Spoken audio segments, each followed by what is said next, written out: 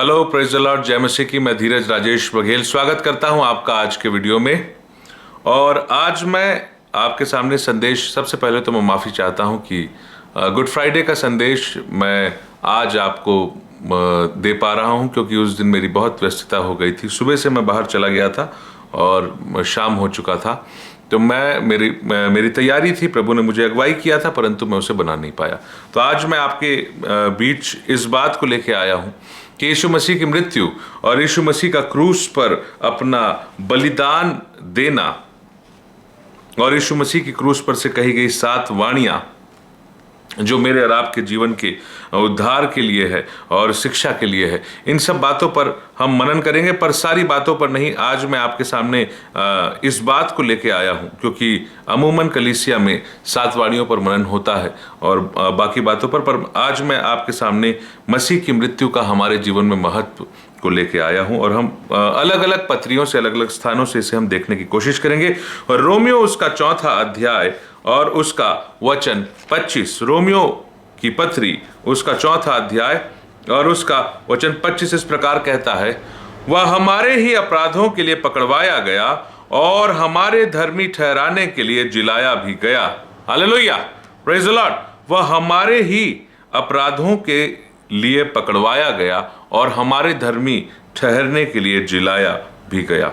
यीशु मसीह का सबसे बड़ा उद्देश्य, जो वो सलीब पर क्यों गए, कोई भी व्यक्ति जो नया विश्वासी हो, जो यीशु मसीह को नहीं जानता हो, या जो आज कलीसिया में जिसको 30, 40, 50 साल हो चुके हैं मसीहियत में आए और प्रभु के साथ व्यक्तिगत संबंध बिताते, उसके लिए भी एक ही बात है कि हमारे अपराधों के लिए पकड़वाया गया और हमारे धर्मी ठहरने के लिए जिलाया भी गया। एक बहुत ही फेमस अध्याय है जो आज के दिन पढ़ा ही जाता है। उससे संदेश नहीं, लेकिन उसकी कुछ बातों को रोमियो 4:25 की बात के सपोर्ट में मैं इसे पढ़ना जरूर चाहूंगा। यशाया उसका 53 और उसका वचन 4 से 6 आज पढ़ना बहुत आवश्यक है। लिखा है, निश्चय उसने हमारे रोगों को सह लिया और हमारे ही दुखों को उठा लिया, तो भी हमने उसे परमेश्वर का मारा, कूटा और दुर्दशा में पड़ा हुआ समझा। परंतु वह हमारे ही अपराध के कारण घायल किया गया, वह हमारे अधर्म के कामों के कारण कुचला गया, हमारी ही शांति के लिए उस पर ताड़ना पड़ी। और सबसे बड़ी बात कि उसके कोड़े खाने से हम चंगे हुए।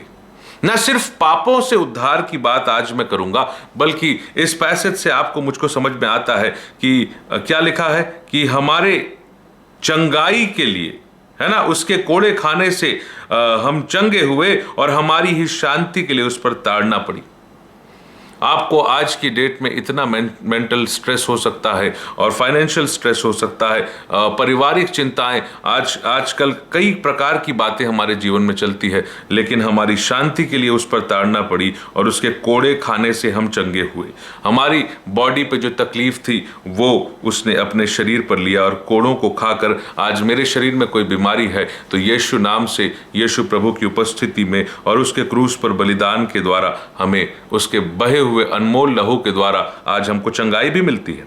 हम तो सब के सब भेड़ों के समान भटक गए थे, हम में से हर एक ने अपना अपना मार्ग लिया और यहोवा ने हम सबों के अधर्म का बोझ उसी पर लाद दिया। उस बोझ को लिए हुए, उस भारी सलीब को लिए हुए प्रभु यीशु मसीह गलगथा के रास्ते पर गए और उन्हें खोपड़ी नामक स्थान पे ऊपर 3 क्रूस थे और एक क्रूस हमारे उद्धारकर्ता मुक्तिदाता प्रभु यीशु मसीह का था। क्या मैं इस बात की गंभीरता को समझता हूं कि यीशु मसीह आज के दिन अर्थात वो दिन जिस दिन उन्हें सलीब पर चढ़ाया गया था, उस दिन को स्मरण करके हम गुड फ्राइडे, शुभ शुक्रवार की आराधना करते हैं, मनाते हैं और यीशु को स्मरण करते हैं।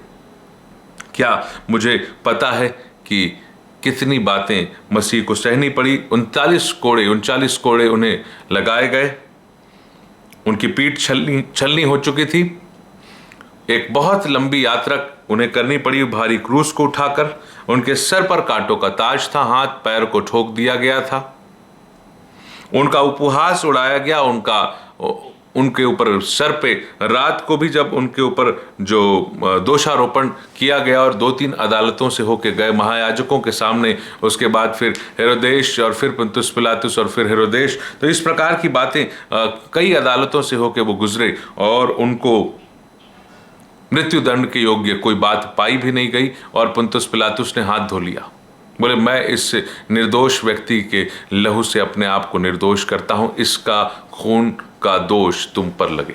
और यहूदियों को अच्छा लगा कि बरब्बा डाकू को छोड़ दिया जाए। लोगों ने कहा नहीं, बरब्बा को छोड़ो, इसे क्रूस पे चढ़ाओ। उन्होंने सिर्फ कहा नहीं, उन्होंने चिल्लाया कि उसे क्रूस पे चढ़ाओ।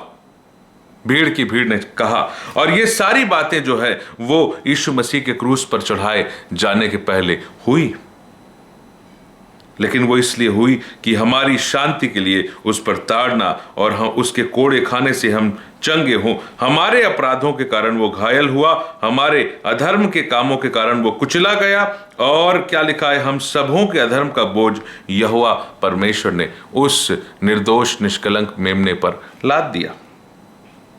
क्या मुझे एहसास है, क्या मुझे पता है कि मेरे यीशु मसीह ने मेरे लिए क्या किया? आज के दिन की शिक्षा, बहुत सारी शिक्षा है, लेकिन एक शिक्षा की क्या मुझे एहसास है? क्या मैं जानता हूं कि मेरी छुड़ौती की भारी कीमत चुकाई गई है, और वो है यीशु का लहू। मेरे खरीदे जाने के लिए भारी कीमत चुकाई गई है, और वो है यीशु मसीह का लहू।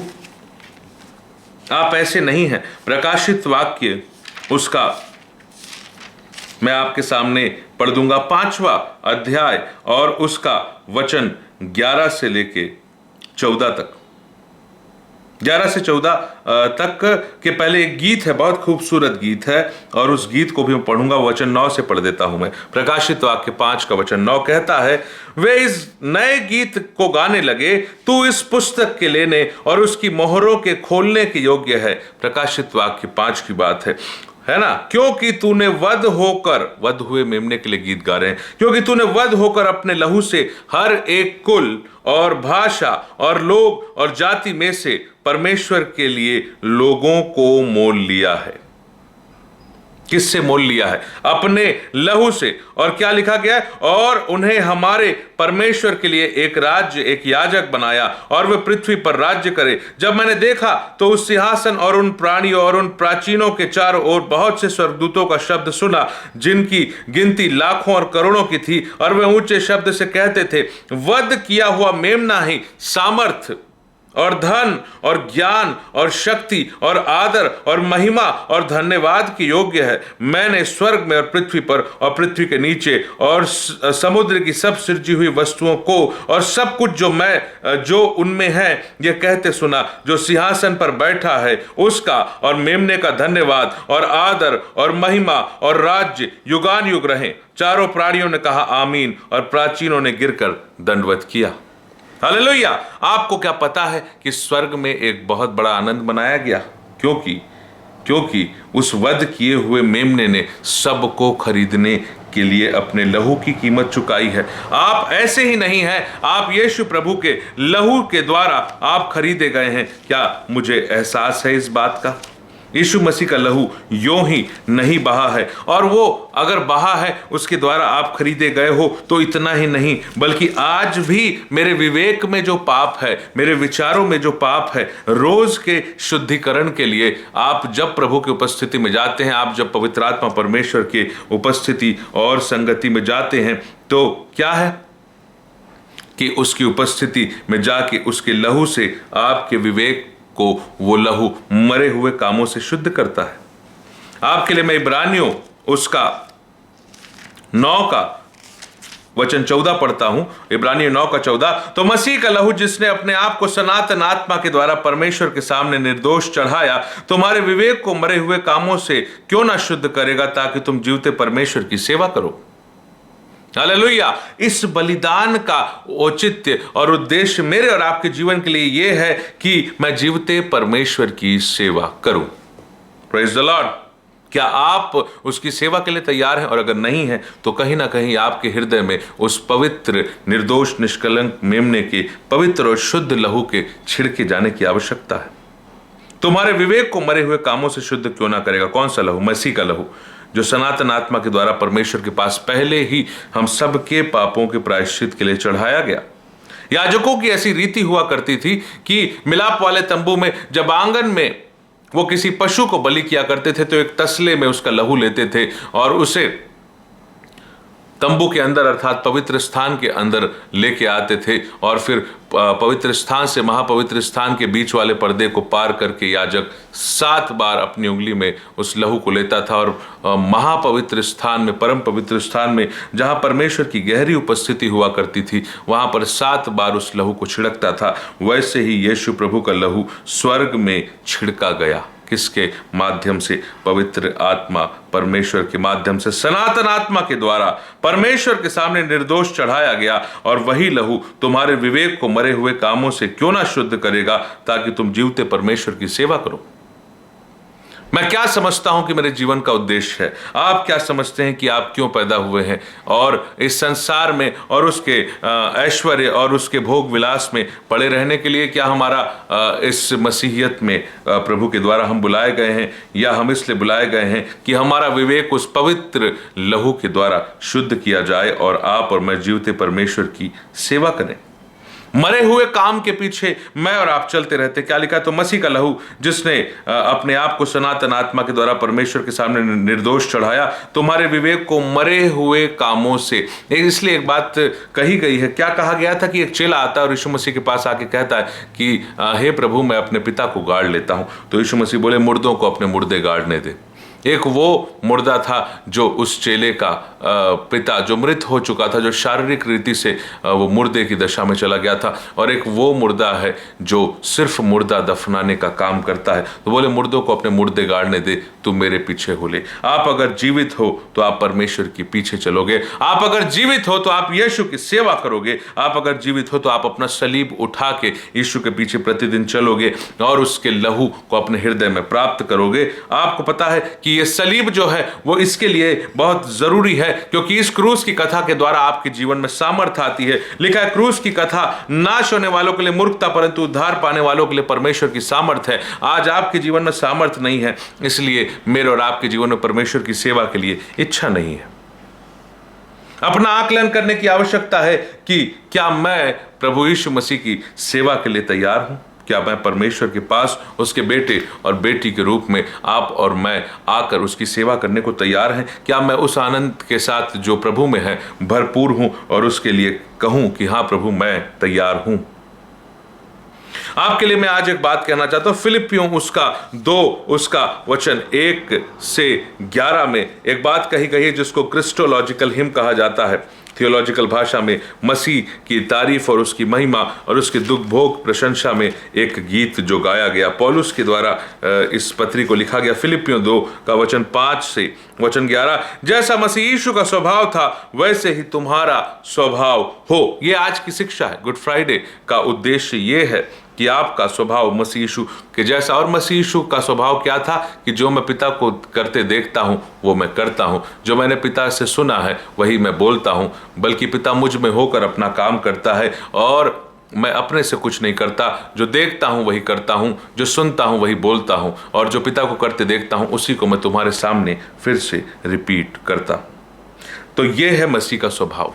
हालेलुया। तो जैसे मसीह पिता की सेवा के लिए अपने आप को हमेशा अवेलेबल रखते थे, अपने आप को हमेशा उनकी फर्स्ट प्रायोरिटी पे रखते थे कि पिता की सेवा, वो कहते थे कि मेरा भोजन क्या है? आपका भोजन है रोटी और दाल और चावल और सब्जी, और मेरा भोजन क्या है? यीशु मसीह की वाणी जरा सुनिए। यूहन्ना 4 का वचन 34 कहता है, यीशु ने उनसे कहा, मेरा भोजन यह है कि मैं अपने भेजने वाले की इच्छा के अनुसार चलूं और उसका काम पूरा करूं। और उसने पूरा किया, और इसलिए सलीब पर उसने कहा पूरा हुआ। आपके उद्धार का काम पूरा हुआ, परमेश्वर के प्रेम का प्रगटीकरण पूरा हुआ, और वो पवित्र बलिदान की सैकड़ों बलिदानों के बाद भी लोग पाप में रहे, लेकिन आज यीशु के बलिदान के बाद हम पाप से छुटकारे की तरफ आ जाते हैं। वो बलिदान पूरा हुआ, सब कुछ पूरा हुआ। यीशु मसीह ने क्रूस पर से जो है 7 वाणियां कही, लेकिन 6वीं वाणी में हमें समझ में आती है कि वो सब कुछ उसने पूरा कर दिया है। किसके लिए? मेरे और आपके लिए। क्यों? क्योंकि मैं अपने पापी दशा में मर ना जाऊं। इसी की चिंता थी, इसलिए परमेश्वर ने कहा इनको अदन की वाटिका से बाहर निकालो, कहीं ऐसा ना हो कि जीवन के वृक्ष का फल ये खा लें और इसी स्थिति में, इसी पापी दशा में इनको हमेशा रहना पड़े। इसकी चिंता थी और इसीलिए यीशु मसीह ने अपनी सलीबी मौत के द्वारा मुझे उस पापी स्वभाव से बचाने का उपाय किया।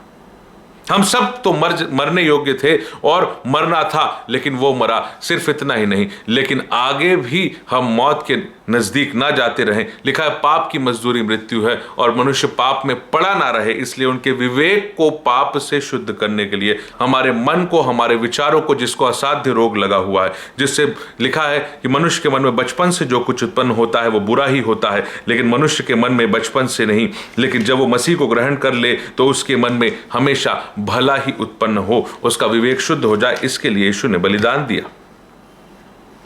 क्या इस बात को मैं समझता हूं? क्या इस तरीके से मैं यीशु मसीह को ग्रहण कर पाता हूं कि हे यीशु मुझे पवित्र बना दे, हे यीशु मुझे अपने पवित्र लहू से तू अपनी शुद्धता में आगे लेके चल, मेरे जीवन को तू पवित्र बना दे।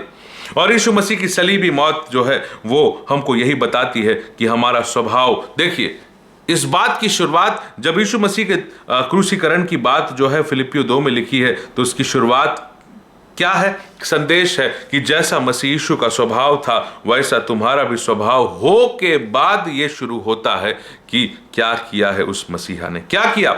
उसने किया है कि जिसने परमेश्वर के स्वरूप में होकर भी परमेश्वर के तुल्य होने को अपने वश में रखने की वस्तु ना समझा, वरन अपने आप को ऐसा शून्य किया और दास का स्वरूप धारण किया और मनुष्य की समानता में हो गया और मनुष्य रूप में प्रकट होकर अपने आप को दीन किया और यहां तक आज्ञाकारी रहा कि मृत्यु, हां क्रूस की मृत्यु भी सह ली। इस कारण परमेश्वर ने उसको अति महान भी किया और उसको वह नाम दिया जो सब नामों में श्रेष्ठ है, जो स्वर्ग में और पृथ्वी पर और पृथ्वी के नीचे वे सब यीशु के नाम पे घुटने टेके और परमेश्वर पिता की महिमा के लिए हर एक जीव अंगीकार कर ले कि यीशु मसीह ही प्रभु है। Hallelujah, praise the Lord. क्या मैं और आप आज इस बलिदान के महत्व को समझ रहे हैं? देखिए यीशु मसीह यहां तक आज्ञाकारी रहा कि मृत्यु, हां क्रूस की मृत्यु उसने सह ली। किसके लिए? मेरे और आपके लिए।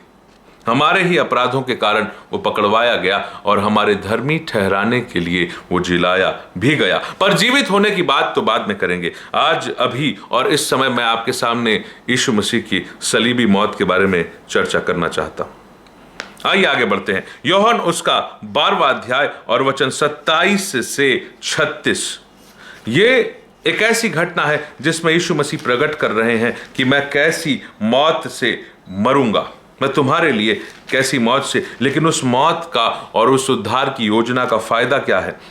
देखिए यूहन्ना उसका 12वां अध्याय वचन 27 से 36 ये कहता है कि अब मेरा जीव व्याकुल है, इसलिए अब मैं क्या कहूं? हे पिता मुझे इस घड़ी से बचा ले। देखिए जैसे जैसे यीशु मसीह जो है, क्योंकि उन्होंने यरूशलेम प्रवेश किया उसके बाद की घटना है ये, और उनको पता है कि अब मेरे लिए जो है वो सारी नेगेटिव बातें सामने आना है, पाप को अपने ऊपर लेने का बात है। मैं आपको एक बात बताना चाहता हूं कि यदि वो निर्दोष है, यदि वो निष्कलंक है और यदि वो पवित्र है, तो पाप को अपने ऊपर लेने में क्या यीशु मसीह को तकलीफ नहीं हुई होगी? इस बारे में कौन प्रचार करता है और इस बारे में हम क्यों नहीं सोचते हैं? आपको क्या लगता है यीशु मसीह ने क्यों उस पिछली रात में कहा कि वो कटोरा हटा ले मुझसे?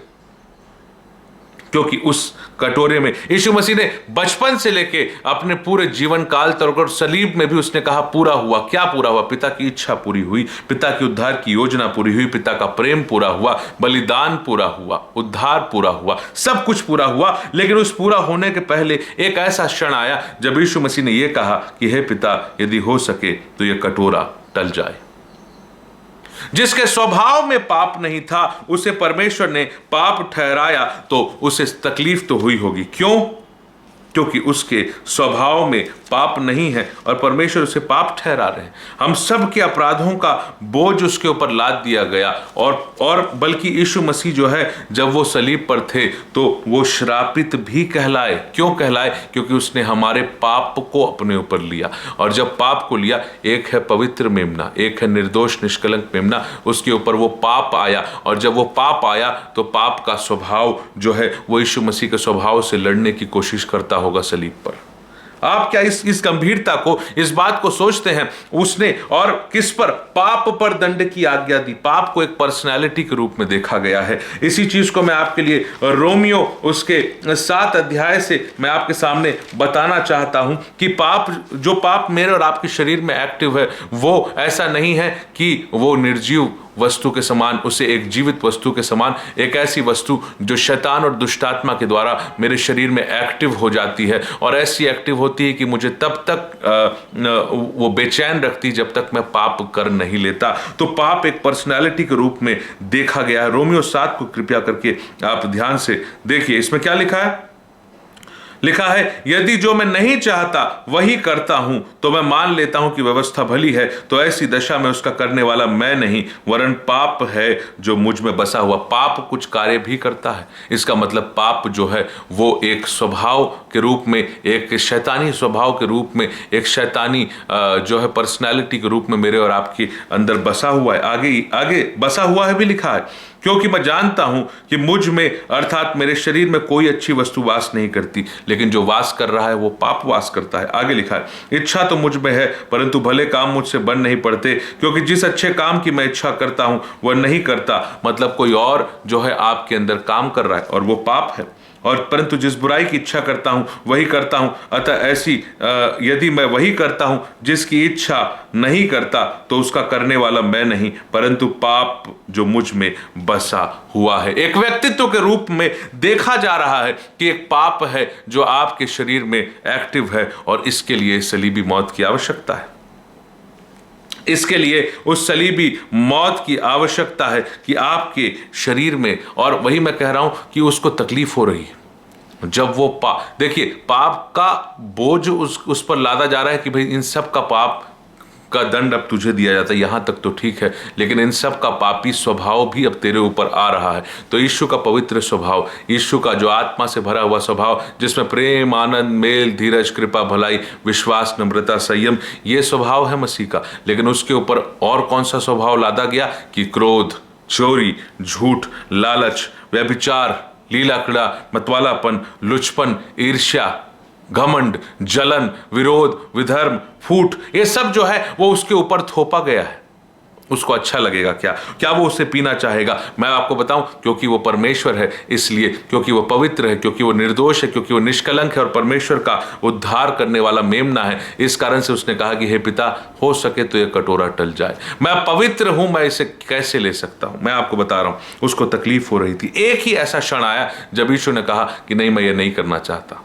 पिता की बात को कि पिता हो सके, और एक नहीं 3 बार उन्होंने निवेदन किया था और बार बार वो कह रहे थे कि हे पिता, नहीं हो पा रहा है, नहीं हो पाएगा। और ये भी कहा कि हे पिता, मेरे पिए बिना अगर नहीं चल रहा है तो फिर तो मेरी नहीं पर तेरी इच्छा पूरी हो। लेकिन ये बात तो सामने आई ही थी कि यीशु मसीह जो है वो कैसे पिता को कह रहे हैं कि पिता, मैं ये काम नहीं कर सकता। पिता के किसी काम को वो कैसे मना करें? लेकिन वो इसलिए मना कर रहे थे क्योंकि पाप जो है पर्सनैलिटी के रूप में भी उनके ऊपर जो है हावी होने की कोशिश करेगा, ये वो जानते थे।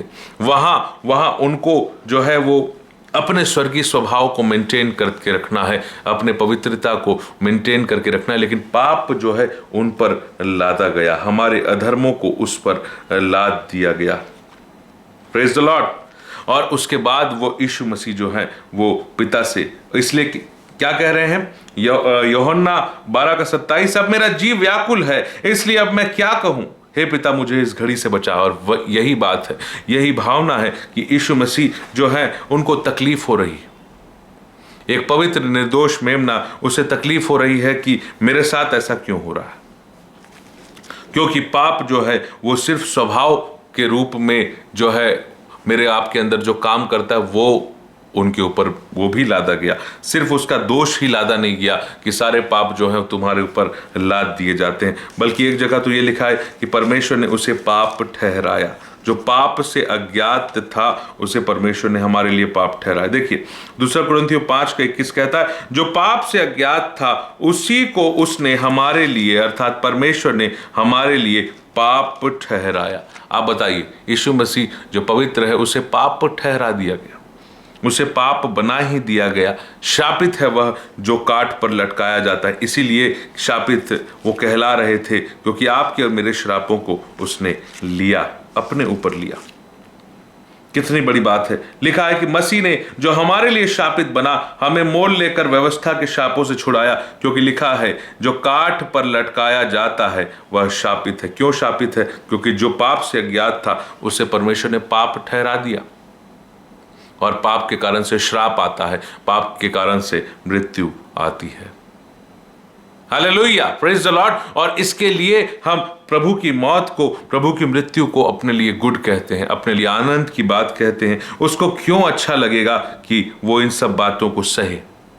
क्यों अच्छा लगेगा कि वो अपने नेचर को बदले? नहीं बदला उसने, और ये बहुत तकलीफ की बात थी, एक लड़ाई थी। तो बोले कि हे पिता, यदि हो सके तो ये कटोरा टल जाए, मुझे नहीं पीना है इसे, पर फिर भी मेरी नहीं तेरी इच्छा पूरी हो। और उसने इच्छा पूरा किया, और छठी वाणी में उसने कहा कि पूरा हुआ। सब कुछ पिता की इच्छा के अनुसार किया। अपनी इच्छा उसने हमें अपना इनकार करना भी उस मसीहा ने सिखाया। गतसमनी के बाग में अपना इनकार करके अपना क्रूस मसीह ने खुद उठाया। इसलिए वो कहते हैं कि जो मेरे पीछे आना चाहते हैं वो प्रतिदिन अपना क्रूस लेके अपने आप पे से अपना इनकार करें और क्रूस उठा के मेरे पीछे हो लें। तो मेरे और आपके लिए आज शिक्षा है, और इसलिए मैं ये बात बताना चाहता हूं। यूहन्ना 12:27 में यीशु मसीह कहते हैं, हे पिता मुझे इस घड़ी से बचा, है ना, हे पिता मुझे इस घड़ी से बचा, नहीं क्योंकि मैं इस कारण इसी घड़ी मैं इसी कारण इस घड़ी को पहुंचाऊं, इसी कारण कि इसी व्याकुलता को पाने के लिए और इसी जो है दुख को उठाने के लिए मैं इस घड़ी तक पहुंचा हूं।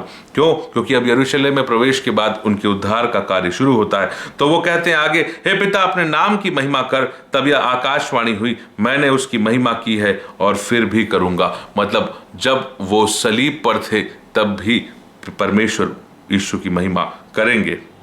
तब जो लोग खड़े हुए या सुन रहे थे उन्होंने कहा कि बादल गरजा। दूसरों ने कहा कोई स्वर्गदूत उससे बोला। इस पर यीशु ने कहा, यह शब्द मेरे लिए नहीं परंतु तुम्हारे लिए आया है। अब इस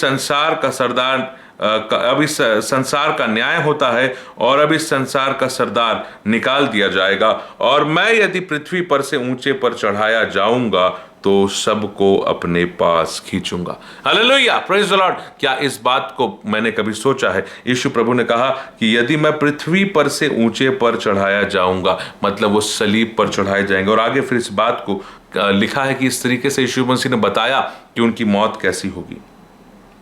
और मैं यदि पृथ्वी पर से ऊंचे पर चढ़ाया जाऊंगा तो सबको अपने पास खींचूंगा। ऐसा कहकर उसने यह प्रकट कर दिया कि वह कैसी मृत्यु से मरेगा। कौन? हमारा उद्धार करता यीशु मसीह। वो कैसी मृत्यु से मरेगा? वो सलीबी मृत्यु से मरेगा। और यदि वो ऊंचे पर चढ़ाया जाएगा तो सबको खींचेगा। हालेलुया, सबको अपने पास खींचूंगा, अर्थात सबको अपने स्वर्गीय राज्य के लिए तैयार करूंगा। Praise the Lord. और इसके लिए हम इस आज के दिन को मनाते हैं, और इसके लिए हम उस सलीब के महत्व को और क्रूस की कथा के महत्व को आज हम देख रहे हैं।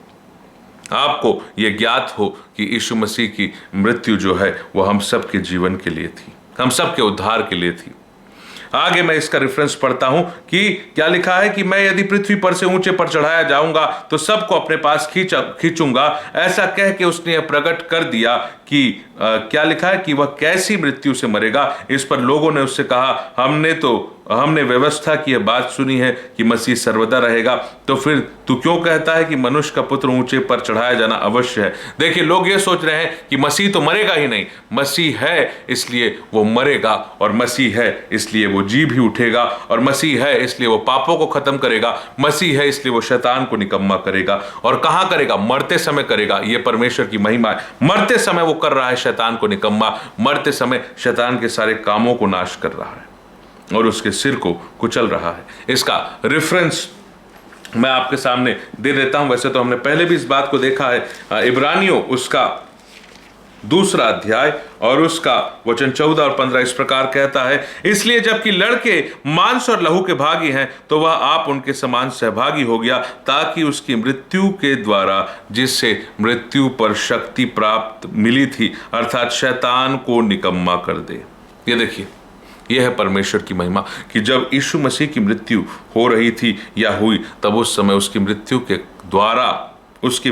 के द्वारा शैतान निकम्मा किया गया। और क्या लिखा, ताकि उसकी मृत्यु के द्वारा उसे, जिसे मृत्यु पर शक्ति मिली थी, अर्थात शैतान को निकम्मा कर दे, और जितने मृत्यु के भय के मारे जीवन भर दासत्व में फंसे थे, उन्हें छुड़ा ले। देखिए, आपकी दासत्व की भावना और स्वभाव और जो मृत्यु का भय है, उसे निकालने के लिए सलीबी मौत हुई थी। तो आप मृत्यु का डर कहाँ है?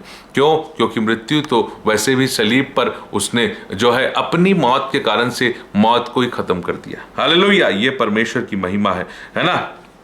शैतान को निकम्मा कर दिया, क्योंकि शैतान को मृत्यु पर शक्ति प्राप्त थी, लेकिन उसे निकम्मा कर दिया, और जो मृत्यु के भय में हैं उन्हें छुड़ाने के लिए उसकी सलीबी मौत हुई है। तो आज हम अगर यीशु मसीह में हैं तो हमें मृत्यु से नहीं डरना चाहिए, क्योंकि मृत्यु तो वैसे भी हार गई। अभी जब हम आगे देखेंगे कि यीशु जी उठा, किससे जी उठा? मृत्यु से जी उठा। हालेलुया! तो मौत तो वैसे भी हार चुकी है, और अब यीशु जो है, अब जो ये जी उठा है, तो अब मर के, अब कोई उसको मार के दिखाए। वो मरा इसलिए, वो परमेश्वर है, था और रहेगा। मरा इसलिए कि आपके मेरे अपराधों का कोई उपाय नहीं था। वो मरा इसलिए कि बैलों और बकरों के लहू के द्वारा उद्धार नहीं हो सकता, आपका विवेक शुद्ध नहीं हो सकता, इसलिए मरा। वो परमेश्वर है, पर फिर भी मनुष्य इसलिए बना। क्यों? अभी हमने पढ़ा रोमियो 2 में, क्योंकि आपके मेरे लिए ऐसा बलिदान चढ़ाए जिससे मुझे कुछ फायदा हो। और फायदा यह है कि मैं यीशु मसीह के और उसके लहू और उसके आत्मा और उसकी उपस्थिति और पिता से मेल मिलाप के कारण से आज स्वर्ग के लिए अपने शरीर की आत्मिक तैयारी, अपने मन की आत्मिक तैयारी और अपने आत्मा की आत्मिक तैयारी मैं कर सकता हूं। हालेलुया! Praise the Lord! तो इस कारण से यह कहा गया है कि इस पर लोगों ने कहा कि हमने व्यवस्था की बात सुनी है कि मसीह सर्वदा रहेगा। सर्वदा ही है वो, लेकिन एक पल के लिए, वो दिन था, वो क्षण था कि जब हम सब के उद्धार के लिए वो ऊंचे पर चढ़ाया जाएगा। तो फिर यह क्यों कहता है कि मनुष्य का पुत्र को ऊंचे पर चढ़ाया जाना अवश्य है? यह मनुष्य का पुत्र कौन है? यीशु ने उनसे कहा, ज्योति अब थोड़ी देर तक तुम्हारे बीच में है, जब तक ज्योति तुम्हारे साथ है तब तक चले चलो। ऐसा ना हो कि अंधकार तुम्हें आ घेरे। जो अंधकार में चलता है वह यह नहीं जानता कि किधर जाता है। जब तक ज्योति तुम्हारे साथ है, ज्योति पर विश्वास करो, ताकि तुम ज्योति की संतान बनो। हालेलुया! Praise the Lord! तो आगे इसी बात से मैं आपको बताना चाहता हूं कि जो यीशु मसीह हैं, वो आपके और मेरे लिए जब ऊपर चढ़ रहे हैं तो वो सबको खींचेंगे। और बस अब हम इसी बात पे फोकस करेंगे कि वो सबको कैसे खींचेंगे। हालेलुया! Praise the Lord! तो यूहन्ना 3 उसका 13 से 15 मैं आपके सामने पढ़ता हूं कि वो कैसे सबको अपने पास ऊपर खींच रहे हैं। देखिए क्या लिखा, यूहन्ना 3 उसका 13 से 15 कहता है, कोई स्वर्ग पर नहीं चढ़ा, केवल वही जो स्वर्ग पर से उतरा, अर्थात मनुष्य का पुत्र जो स्वर्ग में है। और जिस रीति से मूसा ने जंगल में सांप को ऊंचे पर चढ़ाया, उस रीति से अवश्य है कि मनुष्य का पुत्र भी ऊंचे पर चढ़ाया जाए। आज के दिन की ही बात हो रही है कि वो सलीब पर, वो क्रूस पर चढ़ाया जाए, ताकि जो कोई उस पर विश्वास करे वह अनंत जीवन पाए। देखिए, सबको खींचूंगा, यीशु मसीह ने कहा। कैसे खींच रहे हैं कि आज आपको और मुझे विश्वास करने की जरूरत है, और विश्वास कर्म बिना मरा हुआ है। विश्वास में बने रहने के लिए आपको प्रार्थना और पवित्र आत्मा परमेश्वर की सामर्थ की जरूरत है। इसलिए तो यीशु मसीह ने कहा कि मैं तुम्हारे लिए एक सहायक भेजता हूं। उस सहायक के पास आने की जरूरत है और विश्वास करने की जरूरत है, तब आपको और मुझको अनंत जीवन के लिए परमेश्वर के पास जाने का मौका मिलेगा। आगे 1 कुरिन्थियों 2 का 1 से 5 मैं पढ़ूंगा आपके सामने। 1 कुरिन्थियों 2 का वचन 1 से वचन 5 तक क्या लिखा हुआ है। यीशु मसीह के बारे में एक बात पौल कहते हैं कि मैं किस बात को स्मरण करूंगा। मैं अगर तुम्हें सुसमाचार सुनाता हूं तो उसके सुसमाचार का बेस, सुसमाचार का जो फाउंडेशन है, फंडामेंटल है, वो इस बात पर रखा हुआ है कि मैं मसीह के क्रूस और उस मसीह को छोड़ और किसी बात को मैं नहीं जानना चाहता। 1 कुरिन्थियों 2 का वचन 1 से 5, हे भाइयों, मैं जब परमेश्वर का भेद सुनाता हुआ तुम्हारे पास आया तो शब्दों या ज्ञान की उत्तमता के साथ नहीं आया, क्योंकि मैंने यह ठान लिया कि तुम्हारे बीच यीशु मसीह वरन क्रूस पर चढ़ाए हुए मसीह को छोड़ और किसी बात को नहीं जानना चाहता मैं। पॉल का यह कहना है कि उस क्रूस पर चढ़ाए हुए मसीह के अलावा मैं और कोई बात नहीं जानना चाहता। क्रूस पर चढ़ाए हुए मसीह, आज की बात करें, क्यों क्यों क्योंकि उस क्रूस पर चढ़ाए हुए मसीह के कारण से उसके जीवन में सामर्थ है, और उस सामर्थ के कारण से जो परमेश्वर ने उन्हें दिया है, उस क्रूस पर विश्वास करने, उसे अपने जीवन का आधार मानने के कारण से, तो बोलते हैं पौलुस की जो मुझे सामर्थ देता है उसमें मैं सब कुछ कर सकता हूँ। और क्योंकि वो सब कुछ कर पा रहे हैं, इसलिए वो सेवा कर रहे हैं, वो कलीसिया के लिए काम कर रहे हैं, वो कलीसिया के लिए कष्ट को और दुख को उठा रहे हैं, वो परमेश्वर के साथ विश्वास योग्यता से जीवन जी पा रहे हैं, मसीह के क्रूस और उसके दागों को अपने देह में लेके चल पा रहे हैं। क्योंकि मैंने यह ठान लिया कि तुम्हारे बीच यीशु मसीह वरन क्रूस पर चढ़ाए हुए मसीह को छोड़ और किसी बात को ना जानूं। मैं निर्बलता और भय के साथ और बहुत थरथराता हुआ तुम्हारे साथ रहा। मेरे वचन में और मेरे प्रचार में ज्ञान की लुभावने वाली बातें नहीं, परंतु आत्मा और सामर्थ का प्रमाण था। देखिए, यीशु मसीह के सलीब को छोड़ के और यीशु मसीह और उसके क्रूस पर चढ़ाए हुए मसीह को छोड़ और किसी बात को पौलुस नहीं जान रहे। वो तो ये भी कहते कि मैं उन्हें कूड़ा समझता हूं, हम आगे देखेंगे। लेकिन फिर भी उनके वचन में क्या है, ज्ञान की लुभावने वाली बातें नहीं थी, गूगल सर्च नहीं था, उनके ज्ञान में ये नहीं था कि आज की टेक्नोलॉजी क्या है, आज दुनिया में क्या चल रहा है, ये सर्वे क्या कहता है, वो सर्वे क्या कहता है ना। ज्ञान की लुभावने वाली इस लाइब्रेरी की उस किताब में क्या लिखा है, नहीं, उनकी बातों में क्या था, आत्मा और सामर्थ का प्रमाण था। क्यों? क्योंकि सलीब पर और उस सलीब पर चढ़ाए हुए मसीह पर फोकस करने से उनके जीवन में पवित्र आत्मा परमेश्वर की गहराई और भरपूरी थी, जिसके कारण से सामर्थ था। पहला कुरिन्थी 1:18 क्या कहता है? क्रूस की कथा नाश होने वालों के लिए मूर्खता है, पर उद्धार पाने वालों के लिए परमेश्वर की सामर्थ है। वो सामर्थ जो है वो क्रूस की कथा के कारण से पौलुस के जीवन में काम कर रहा था। और इसलिए क्या लिखा है कि मैं यीशु मसीह वरन क्रूस पर चढ़ाए हुए मसीह को छोड़ और कुछ किसी बात को ना जानूं। और क्या लिखा है कि मेरे वचन और मेरे प्रचार में ज्ञान की लुभावने वाली बातें नहीं, परंतु क्या है, आत्मा और सामर्थ का प्रमाण है। और यह इसलिए है कि तुम्हारा विश्वास मनुष्य के ज्ञान पर नहीं परंतु परमेश्वर की सामर्थ पर निर्भर हो। और परमेश्वर की सामर्थ जो है वो सलीब की कथा, क्रूस की कथा के द्वारा उद्धार पाने वालों के लिए आती है। हालेलुया! यदि आप उद्धार पाने वाले हैं, यदि आप अपने जीवन को प्रभु को समर्पित करने वाले हैं, तो आपको क्रूस की कथा को जीना भी पड़ेगा, उसे पढ़ना भी पड़ेगा, उसे महसूस भी करना पड़ेगा। हालेलुया! Praise the Lord! लिखा है कि क्रूस की कथा उद्धार पाने वालों के लिए परमेश्वर की सामर्थ है। उस यीशु मसीह, सलीब पर चढ़ाए हुए यीशु मसीह को छोड़ मैं किसी बात को ना जानूं। और इसी कारण से उसकी बातों में, उसके प्रचार में आत्मा और सामर्थ का प्रमाण है। और ऐसा वो इसलिए कर रहे हैं कि हमारा विश्वास, मनुष्य का विश्वास, हर एक व्यक्ति का विश्वास, विश्वासी का विश्वास किस बात पे हो कि तुम्हारा विश्वास मनुष्य के ज्ञान पर नहीं परंतु परमेश्वर की सामर्थ अर्थात क्रूस की कथा जो सामर्थ का स्रोत है उस पर। क्योंकि क्रूस की कथा के कारण से पवित्र आत्मा परमेश्वर की उपस्थिति और भरपूरी आपके जीवन में बहुतायत से होती है। हालेलुया! Praise the Lord!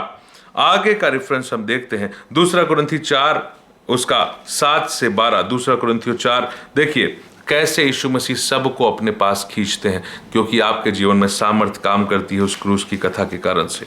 2 कुरिन्थी 4 देखिए, ऐसा नहीं है कि यीशु मसीह ने जो काम कर दिया बस वही काफी है, अब मैं तो संसार में जीऊंगा, मैं तो अपने हिसाब से जीऊंगा। नहीं, आपसे भी कुछ उम्मीदें हैं, आपको विश्वास करना पड़ेगा, आपको उस क्रूस की कथा को जीना पड़ेगा। 2 कुरिन्थी 4 उसका 7 से 12 क्या कहता है? यह कहता है कि पर हमारे पास वह धन मिट्टी के बर्तनों में रखा है कि यह असीम सामर्थ हमारी ओर से नहीं वरन परमेश्वर की ओर से ठहरे। असीम सामर्थ जो है, क्यों है असीम सामर्थ पौलुस के जीवन में? हम चारों ओर से क्लेश भोगते हैं पर संकट में नहीं पड़ते, निरुपाय तो हैं पर निराश नहीं होते, सताए तो जाते हैं पर त्यागे नहीं जाते, गिराए तो जाते हैं पर नष्ट नहीं होते। हम यीशु की मृत्यु को अपने देह में हर समय लिए फिरते हैं। यह है क्रूस की कथा नाश होने वालों के लिए मूर्खता और उद्धार पाने वालों के लिए परमेश्वर की सामर्थ। कि भाई हमारे पास असीमित सामर्थ है।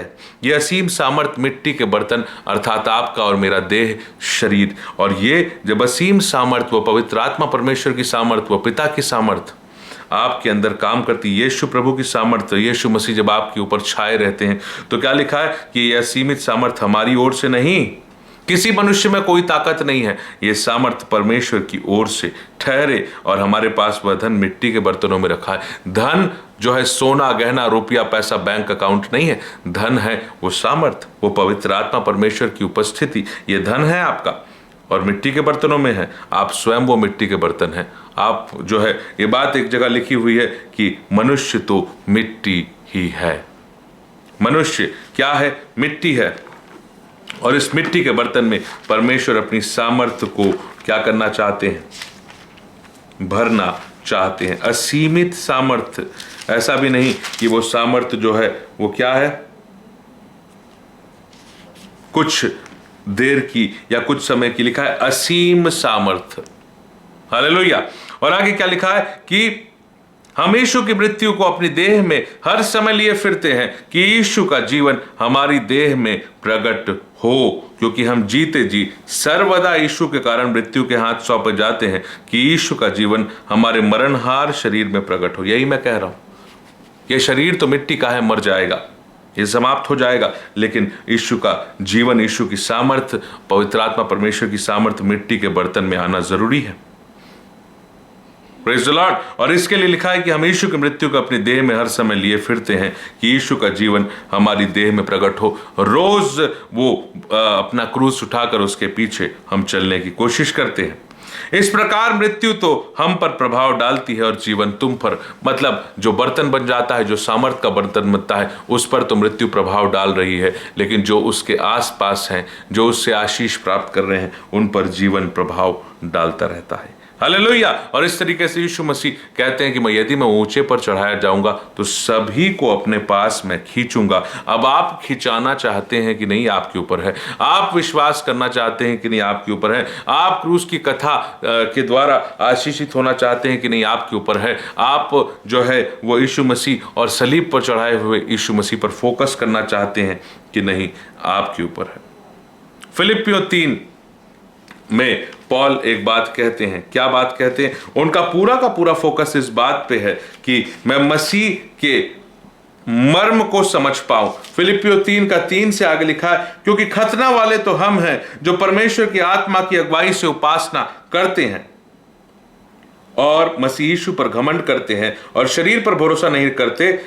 पर मैं तो शरीर पर भरोसा रख सकता हूं, और यदि किसी को और शरीर पर भरोसा रखने का विचार है तो मैं उससे बढ़कर भरोसा रख सकता हूं।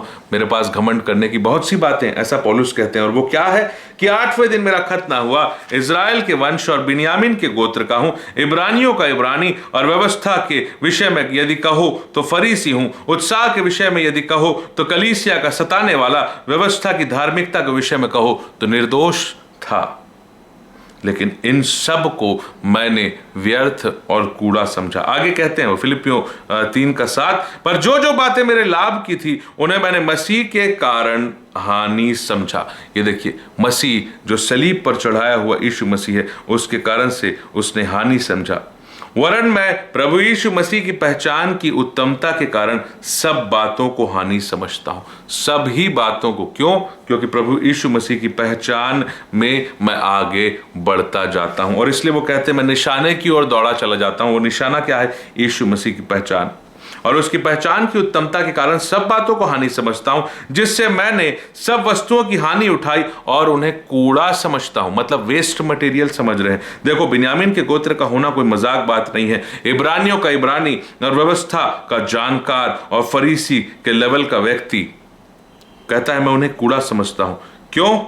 जिससे मैं मसीह को प्राप्त करूं और उसमें पाया जाऊं। क्या आप अपने जीवन में बाकी पूरा घर, गाड़ी, बंगला, बाकी सब चीजें तो और कूड़े के समान है? क्यों? इस पर मन मत लगाइए। इसके पीछे दौड़ने की, इसके पीछे भागने की कोई आवश्यकता नहीं है।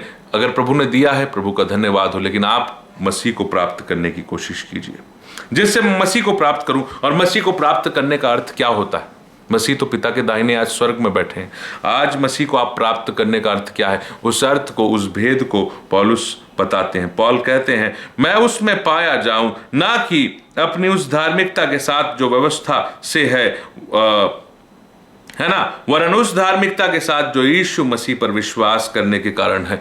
तो उसका उद्देश्य है कि मैं यीशु मसीह पर विश्वास करने में मैं आगे चलूं, आगे बढ़ता जाऊं। वरन क्या लिखा है, उस धार्मिकता के साथ जो यीशु मसीह पर विश्वास करने से है। और क्या लिखा है, और परमेश्वर की ओर से विश्वास करने पर मिलती है, ताकि मैं उसको और उसके मृत्युंजय की सामर्थ्य को और उसके दुखों में सहभागी होने के मर्म को जानूं और उसकी मृत्यु की समानता को प्राप्त करूं। ठीक है, कि किसी भी रीति से मरे हुओं में से जी उठने के पद तक पहुंचूं। यीशु मसीह का सलीबी मौत जो है वो आपको आज ये बताता है कि आपको किसी भी तरीके से मरे हुओं में से जी उठने के पद तक पहुंचना है। तो कैसे होगा, ताकि मैं उसको और उसकी मृत्युंजय की सामर्थ्य को और उसके साथ दुखों में सहभागी होने के मर्म को मैं जान सकूं। Hallelujah, praise the Lord. तो ये आपके जीवन का उद्देश्य है। इसके लिए सारी चीजों को पॉल कूड़ा समझते हैं। क्या कि मैं उसको, उसके मृत्युंजय की सामर्थ्य को और उसके साथ दुखों में सहभागी होने के मर्म को मैं समझूं। कि इसलिए तो वो कहते हैं कि मैं मसीह की मृत्यु को हम अपनी देह में लिए फिरते हैं। मसीह की मृत्यु को, है ना, मसीह के स्वभाव को तो लिए फिरते ही हैं। बोल ही रहे हैं कि जैसा मसीह का स्वभाव था, लेकिन एक बात तो क्लियर बोल रहे हैं, हम यीशु की मृत्यु को अपनी देह में हर समय लिए फिरते हैं कि यीशु का जीवन हमारी देह में प्रकट हो। हालेलुया, ये है यीशु मसीह के क्रूस का महत्व आपके जीवन में, कि यीशु मसीह का जीवन जैसे यीशु ने जिया, जैसे यीशु ने बोला, जैसे यीशु ने किया, जैसे यीशु मसीह ने प्रार्थना किया, जैसे यीशु मसीह पिता के साथ बने रहे। जब आप उसकी मृत्यु को अपने साथ लिए फिरेंगे, उसका जीवन भी आपके साथ चलेगा। हालेलुया, और उसका जीवन दिखेगा। तब पिता, स्वर्ग के पिता आपको देखकर क्या कहेंगे कि ये तो मेरा बेटा है, क्योंकि इस पे मैं दूसरे व्यक्ति को, उस शारीरिक व्यक्ति को नहीं देखता, इसके ऊपर तो इसने मसीह को पहना हुआ है, ये तो मेरा बेटा है। सबके ऊपरी हिस्से में मसीह नजर आएंगे और मसीह का जीवन नजर आएगा। इसलिए क्या कहते हैं कि मैं सब कुछ कूड़ा समझता हूं। वो कूड़ा है, इतनी बड़ी बड़ी बातें कि बिन्यामीन का गोत्र, इब्रानियों का इब्रानी, व्यवस्था की बात कहो तो फरीसी, 8वें दिन खतना हुआ, गमलीएल से शिक्षा प्राप्त की, लेकिन मैं सब कुछ कूड़ा समझता हूं कि मैं मसीह में पाया जाऊं और क्या, उसकी उस धार्मिकता को प्राप्त करूं जो विश्वास करने से, यीशु पर विश्वास करने से मिलती है। और यीशु मसीह की धार्मिकता आपके ऊपर आ जाती है। और आगे क्या लिखा हुआ है कि ताकि मैं उसको, उसके और उसके मृत्युंजय की सामर्थ्य को, यही तो मैं कह रहा हूं, मसीही जीवन में सामर्थ्य की आवश्यकता है, लेकिन उसके मृत्युंजय की सामर्थ्य, मृत्युंजय मतलब यीशु मसीह जिस सामर्थ्य से मरे हुए में से जी उठे, अर्थात पवित्र आत्मा परमेश्वर का उस देह को जो है अपनी सामर्थ्य से फिर से जीवित कर देना और उसका रूप बदल देना। एक अलग रूप है, एक अलग प्रकार की सामर्थ्य है उस देह में, जिसके बारे में हम ईस्टर के मैसेज में देखेंगे। जब हम पुनरुत्थान का मैसेज देखेंगे तो एक अलग किस्म की देह है, एक अलग किस्म की सामर्थ्य है, एक अलग किस्म की क्षमता थी उस स्वर्गीय देह में जो यीशु मसीह जी उठे थे। तो लिखा है कि मैं उसके मृत्युंजय की सामर्थ्य और उसके साथ दुखों में सहभागी होने के मर्म को जानूं और उसकी मृत्यु की समानता को प्राप्त करूं। देखिए, इसीलिए क्रूस की कथा आपके लिए सामर्थ्य है। क्यों? क्योंकि मृत्युंजय की सामर्थ्य मिलेगी कब? जब उसके मृत्यु की समानता को आप प्राप्त करेंगे, अर्थात उसके साथ सलीब पर आप चढ़ाए जाएंगे। और जब आप उसके साथ सलीब पर चढ़ाए जाते हैं तो आप उसके साथ जिलाए भी जाएंगे। हालेलुया, कि मैं किसी भी रीति से मरे हुए में से जी उठने के पद तक पहुंचूं। देखिए पॉल कितने अच्छे तरीके से, पॉल ने फिलिपियो 2 में और अब फिलिपियो 3 में मसीह की क्रूस को किस तरीके से ग्लोरीफाई किया है। क्या मैं और आप अपने जीवन में मसीह के क्रूस को ग्लोरीफाई कर पाते हैं? एक बहुत सीधा सिंपल सवाल है आपके और मेरे लिए कि क्या मसीह का क्रूस मेरे शरीर में ग्लोरीफाई हो रहा है? महिमा युक्त है वो, लेकिन आपके जीवन में महिमा प्राप्त कर रहा है कि नहीं? क्योंकि यीशु की इच्छा है कि मैं सबको खींचूंगा जो उस सलीब के पास आएगा, जो उसके मृत्युंजय की सामर्थ्य को पाना चाहता है। उसे क्या लिखा है? उसके दुखों में सहभागी होना पड़ेगा। और क्या लिखा है? कि उसकी मृत्यु की समानता को प्राप्त करना पड़ेगा। Hallelujah, praise the Lord. तो आपकी और मेरे लिए बहुत अद्भुत शिक्षा है कि मुझे उसे प्राप्त करना पड़ेगा। मैं आगे आपके लिए पढ़ना चाहता हूं कि उसकी सलीबी मौत का महत्व मेरे आपके लिए कितना महान है। 2 कुरिन्थियों 5 उसका वचन 13 से 15, दूसरा कुरिन्थियों 5 का वचन 13 से 15 एक बात कहता है। क्या कहता है कि मसीह का प्रेम जो है ना वो आपको और मुझको विवश करता रहता है।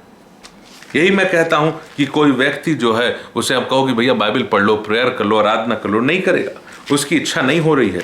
उसके अंदर परिवर्तन होना पड़ेगा और उसके लिए पवित्र आत्मा परमेश्वर का आना आपके जीवन में आके आपके हृदय में परमेश्वर के प्रेम को डालना जरूरी। रोमियो 5 का 5 कहता है कि और आशा से लज्जा नहीं होती, क्योंकि पवित्र आत्मा जो हमें दिया गया है उसके द्वारा परमेश्वर का प्रेम हमारे मन में डाला गया है। और जब ये परमेश्वर का प्रेम आपके मन में आता है तो क्या कहता है?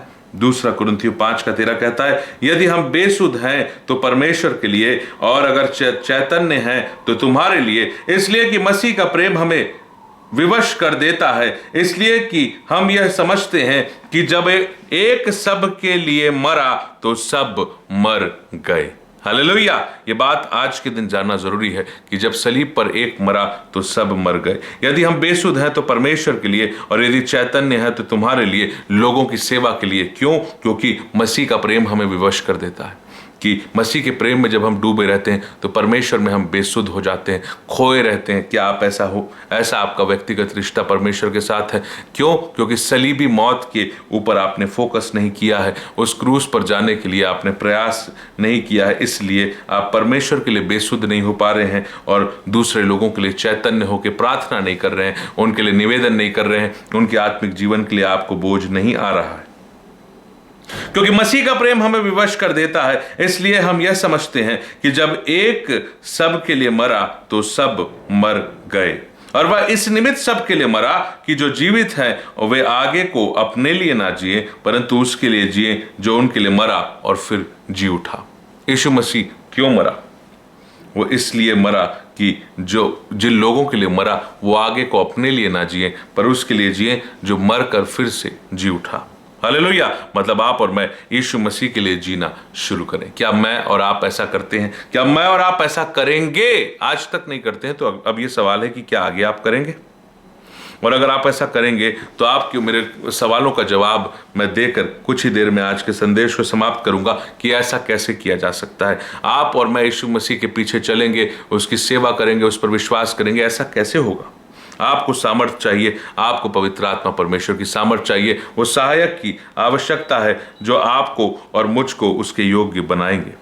हालेलुया। देखिए गलातियों उसका 2:20 एक बात कहता है। गलातियों 2:20 एक बात कहता है। क्या कहता है? मैं मसीह के साथ क्रूस पर चढ़ाया गया हूं। गुड फ्राइडे का मैसेज ये नहीं है कि यीशु मसीह ने क्या किया, कितना दुख उठाया। मैसेज तो ये है कि उस दुख उठाने से आपको क्या फायदा मिल रहा है, क्योंकि यीशु मसीह चाहते हैं कि सबको मैं अपने पास खींचूं, लेकिन आप खिंचा नहीं पा रहे हैं। तो गुड फ्राइडे सेलिब्रेट करने का मतलब ही क्या है? मैं मसीह के साथ क्रूस पर चढ़ाया गया हूं और अब मैं जीवित ना रहा। This is the message of cross. This is the message of Christ from the cross, कि जब आप मसीह के साथ क्रूस पर चढ़ाए जाते हैं तो अब मैं जीवित ना रहा, पर मसीह मुझ में जीवित है। और मैं जो शरीर में अब जो जीवित हूं तो केवल उस विश्वास से जीवित हूं जो परमेश्वर के पुत्र पर है, जिसने मुझसे प्रेम किया और मेरे लिए अपने आप को दे दिया। हालेलुया। देखिए सलीब पर यीशु मसीह ने अपने आप को आपके लिए दे दिया, और यही पौल की गवाही है कि मैं जीवित नहीं हूं। इसलिए अगर आप जीवित हैं तो आपके अंदर का पाप का स्वभाव भी जीवित रहेगा। लेकिन अगर आप नहीं हैं, मसीह जीवित है। लिखा है मैं मसीह के साथ क्रूस पर चढ़ाया गया, अब मैं जीवित ना रहा, पर क्या है कि मसीह मुझ में जीवित है, और मैं शरीर में अब जो जीवित हूं तो केवल उस विश्वास से जीवित हूं जो परमेश्वर के पुत्र पर है, जिसने मुझसे प्रेम किया और मेरे लिए अपने आप को दे दिया है। Hallelujah, praise the Lord. तो आपके और मेरे जीवन के लिए बहुत आवश्यक है कि मैं और आप अपने आप को मसीह के सलीब पर चढ़ाएं। लिखा है कि मैं मसीह के साथ क्रूस पर चढ़ाया गया हूं। क्या आप मसीह के साथ क्रूस पर चढ़ाए गए हैं? This is the message from the cross. अगर नहीं तो आपको निर्णय लेना पड़ेगा कि आप मसीह के साथ क्रूस पर चढ़ाए जाएं, और आप अपने लिए जिएंगे, मैं अपने लिए जीऊंगा। यही गलती है, यही मेरे और आपके लिए प्रभु से दूर जाने का जो है रास्ता और शैतान के अंदर प्रवेश करने का रास्ता है। लिखा है कि अब मैं जीवित ना रहा, मैं मसीह के साथ क्रूस पर चढ़ाया गया हूं और अब मैं जीवित ना रहा पर मसीह मुझ में जीवित है और अब शरीर में अब जो मैं जीवित हूं तो केवल उस विश्वास से। देखिए, आपके शरीर में समस्या आएगी, आपको विपत्ति आएगा, आपको टेंशन आएगा, आपको परेशानी आएगी, आपके ऊपर फाइनेंशियल जिम्मेदारी आएगी। आप विश्वास करके प्रार्थना करने चले जाइए। जब आपसे सहन नहीं होता, जब यीशु मसीह से सहन नहीं हुआ, इसी क्रूस की कथा को सुनिए कि जब यीशु मसीह से सहन नहीं हो रहा था, वो अत्यंत व्याकुल हो रहे थे, उनका हृदय वेदना से भर गया था, उनको ऐसा लग रहा था कि उनका प्राण निकल जाएगा। तो ऐसे समय में यीशु मसीह ने क्या किया? विश्वास किया। किस पर विश्वास किया? अपने पिता पर विश्वास किया। और क्या किया? प्रार्थना किया। कितने बार किया? 3 बार किया। क्या आप और मैं ऐसा करते हैं? देखिए, गतसमनी के बाग की बात मैं आज आपको याद दिलाना चाहता हूं। संदेश आज हमारा यीशु मसीह का क्रूस ही है, लेकिन बात मैं आपको स्मरण दिलाता हूं। वो कहते हैं कि पतरस और जब्दी के दोनों पुत्र साथ ले गया और उदास और व्याकुल होने लगा। कौन? यीशु मसीह, है ना। मत्ती उसका 26 उसका वचन 37। और तब उसने उनसे कहा, मेरा जी बहुत उदास है, यहां तक कि मेरा प्राण निकला जा रहा है। तुम यहीं ठहरे रहो और मेरे साथ जागते रहो। मैं थोड़े आगे बढ़कर मुंह के बल गिरा और पिता से प्रार्थना की, हे पिता, यदि हो सके तो यह कटोरा टल जाए, तो भी जैसा मैं चाहता हूं वैसा नहीं, पर जैसा तू चाहता है वैसा ही हो। और यीशु मसीह का क्या विचार था उस समय कि मेरा जी इतना उदास है, यहां तक कि मेरा प्राण निकला जा रहा है और तुम, लिखा है, तुम यहीं ठहरे रहो और जागते रहो। और यीशु मसीह आगे जाकर प्रार्थना करने लगे, हे पिता, यदि हो सके। तो क्या आप अपने कठिनतम समय में क्या आप उससे प्रार्थना करते हैं? और इसलिए लिखा है कि अब जो मैं जीवित हूं, तो वो जीवित कैसे है? पौलुस उसका तरीका बता रहे हैं, कैसे वो मसीह के साथ अपने आप को सलीब पर चढ़ा देते हैं कि वो विश्वास करके प्रार्थना करने चले जाते हैं। हालेलुया! वो प्रार्थना करने चले जाते हैं और ये लिखा हुआ है कि मैं शरीर में अब जो जीवित हूं तो केवल उस विश्वास से जीवित हूं जो परमेश्वर के पुत्र पर है, जिसने मुझसे प्रेम किया और मेरे लिए अपने आप को दे दिया। और विश्वास क्या है परमेश्वर के पुत्र पर? कि वो यीशु मसीह है, वो यीशु परमेश्वर का पुत्र है। क्या आपको और मुझको ये विश्वास है? क्या मैं उस विश्वास के अनुसार चलता हूं? चल रहे हैं? अगर चल रहे हैं तो हालेलुया, चल रहे हैं तो प्रेज द लॉर्ड, और आपको प्रभु आशीष दे, मुझे प्रभु आशीष दे। लेकिन नहीं चल रहे हैं तो आज आपको सलीब के पास आने की, उस सलीब पर चढ़ने की आवश्यकता है। गलातियों 2:20 कहता है, मैं मसीह के साथ क्रूस पर चढ़ाया गया हूं, अब मैं जीवित ना रहा पर मसीह मुझ में जीवित है। और अब जो शरीर में मैं जो जीवित हूं तो केवल उस विश्वास से। क्या आप विश्वास से जीवित हैं? विश्वास से जीवित रहने के लिए आपको अपने आप को सलीब पर चढ़ाना पड़ेगा, और सलीब पर चढ़ाने के लिए आपको अपने आप को परमेश्वर को सौंपना पड़ेगा। इसको हम आगे देखेंगे, इसी बात को आगे हम देखेंगे। देखिए, गलातियों 3:5 कहता है कि जो तुम्हें आत्मा दान करता है और तुम में सामर्थ के काम करता है, तो वह क्या व्यवस्था के कामों से या सुसमाचार पर विश्वास करने से ऐसा करता है? देखिए, ये बात है, एक भेद है कि आपको विश्वास करने, लिखा है अब जो मैं जीवित हूं तो उस विश्वास से जो परमेश्वर के पुत्र पर है। तो विश्वास से क्या होता है पता है? लिखा है कि जो तुम्हें आत्मा दान करता है और क्या तुम में सामर्थ के काम करता है। देखिए, क्या आप और मैं आज इस परिस्थिति में हैं कि मेरे जीवन में प्रभु का सामर्थ आना चाहिए, तो वो आत्मा दान करता है आपको और आप में सामर्थ का काम करता है, क्योंकि आत्मा के लिए तो लिखा ही है कि जब वह पवित्र आत्मा तुम पर आएगा तो तुम सामर्थ पाओगे। पवित्र आत्मा परमेश्वर जो है वो प्रेम, संयम और सामर्थ की आत्मा है। Hallelujah, praise the Lord. और जब वो आएंगे तो आप में सामर्थ का काम होगा, आप में प्रभु का सामर्थ आएगा, और तब आप प्रभु के लिए क्या है, उस सुसमाचार पर विश्वास करके सामर्थी होते जाओगे। लेकिन विश्वास खोखला नहीं, ऐसा नहीं है कि दूसरों के सामने हम बनावटी विश्वास कर रहे हैं। आपको मसीह के साथ सलीब पर अकेले में चढ़ना पड़ेगा, तब तो आप सही विश्वासी हैं। और जब आप विश्वास करेंगे तो अब फिर आप विश्वास से उसके साथ मर भी जाएंगे और उसके साथ जी उठेंगे और सामर्थ के साथ जी उठेंगे। Hallelujah, praise the Lord. इसके बाद मैं आपके सामने एक रेफरेंस पढ़ना चाहता हूं, गलातियों 6। यह आपको बताता है कि आप सलीब पर कैसे जाते हैं। रोमियो 6, गलातियों 6 नहीं, माफ करिएगा, गलातियों 5 हम आगे देखेंगे। पर रोमियो 6 में आपको ये बताया जा रहा है कि किस प्रकार आप अपने आप को परमेश्वर के हाथों में सौंप देंगे और ऐसा करके आप सलीब पर चढ़ाए जाएंगे। रोमियो 6 पूरा अध्याय आपके लिए बहुत इंपॉर्टेंट है। हम बहुत जल्दी उस बात को देखेंगे। लिखा है कि तो हम क्या कहें, क्या हम पाप करते रहें कि अनुग्रह बहुत है? कदापि नहीं। हम जब पाप के लिए मर गए तो फिर आगे को उसमें कैसे जीवन बिताएं?